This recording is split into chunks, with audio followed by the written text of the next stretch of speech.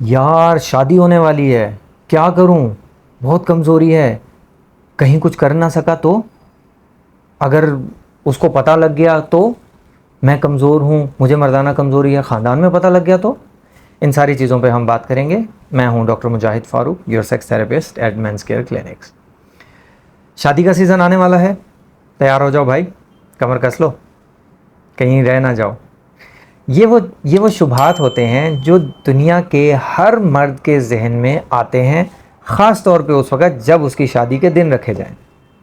और उसके आने की वजह क्या है, ये बहुत इंपॉर्टेंट चीज़ है कि अगर आपको ये समझ में आ जाए कि आप डरते क्यों हैं, शादी का खौफ क्यों आता है, उसके पीछे कुछ वजूहात होती हैं। अभी शादियां शुरू होने वाली हैं, तो मेरे बहुत से भाई, बहुत से दोस्त जो हैं, वो इसी तरह की कुछ कैफियत से गुज़र रहे होंगे और उन्हें समझ नहीं आ रहा होगा कि मैं आखिर करूं तो करूं क्या, किसके पास जाऊं, किससे मशवरा लूं। क्यों? क्योंकि हमारे मुआशरे में सेक्स एजुकेशन के नाम पर तो कुछ भी नहीं है, और जो ले दे के कुछ मिलता है वो हमें दोस्तों यारों से, गली मोहल्ले की नुकड़ों पे बुज़ुर्गों से वहाँ बैठे हुए कुछ गंदे लतीफ़ों की सूरत में हमें मिल जाता है। इससे ज़्यादा हमारी सेक्स एजुकेशन कुछ नहीं है। मेरी इरेक्शन क्यों आती है, ये इरेक्शन कितनी देर कायम रहती है, ये आके चली जाती है तो क्या ये प्रॉब्लम है, या ये आके चले जाना नॉर्मल चीज़ है? किन सूरत हाल में ये चली जाए तो इसको नॉर्मल कंसीडर करूं, किन सूरत हाल में अगर ये डिस्टर्ब हो जाए तो वाकई में प्रॉब्लम है, मुझे कैसे पता चले? टाइमिंग के इश्यूज़, जल्दी डिस्चार्ज हो गया तो असल में टाइमिंग क्या है? ये वो सारे सवालात हैं जिनका हमारे पास जवाब नहीं है। और मैं पहले भी कह चुका हूँ कि जब हमारे दिमाग के पास हमारे सवालात का जवाब नहीं होता, वो कंफ्यूज होता है, और वो जब भी कंफ्यूज होगा मिस्टेक्स होंगी।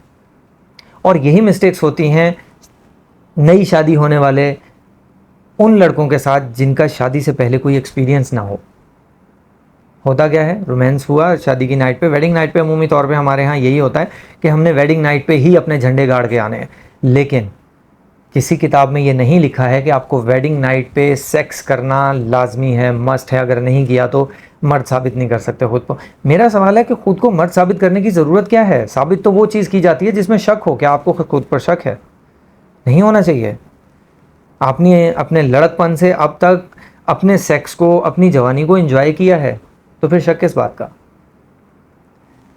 अगर इस तरह के सवालात आपके जहन में मौजूद हैं तो all you need is a psychosexual counselling, ताकि आपको ये पता लग सके कि आपका सेक्स क्या है, इरेक्शन क्या है, क्यों आती है, नॉर्मली कैसे आती है, एबनॉर्मल कंडीशंस क्या होती हैं, आप ऐसा क्या करते हैं जिसकी वजह से ये डिस्टर्ब हो सकती है, टाइमिंग के इश्यूज़ क्या हैं, टाइमिंग कैसे इम्प्रूव की जाए, इम्प्रूव करना चाहिए भी है कि नहीं, मैं कैसे अपने पार्टनर को सेटिस्फाई करूं, उसको सेटिस्फैक्ट्री लेवल पे कैसे लेके आऊं, मैं शादी के बाद वो क्या कुछ करूं जिसकी वजह से हमारा इंटीमेट रिलेशनशिप अच्छा रह सके।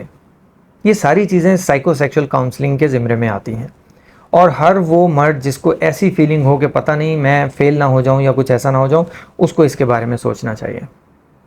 साइकोसेक्सुअल काउंसलिंग मेरी एडवाइस के मुताबिक हर नौजवान की ज़रूरत है, क्योंकि हमारे पास सेक्स एजुकेशन बिल्कुल भी नहीं है, और यही वो वजह है जिसकी वजह से हम फंस जाते हैं, हम फेल हो जाते हैं।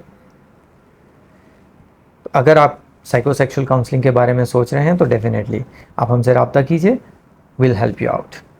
Thank you.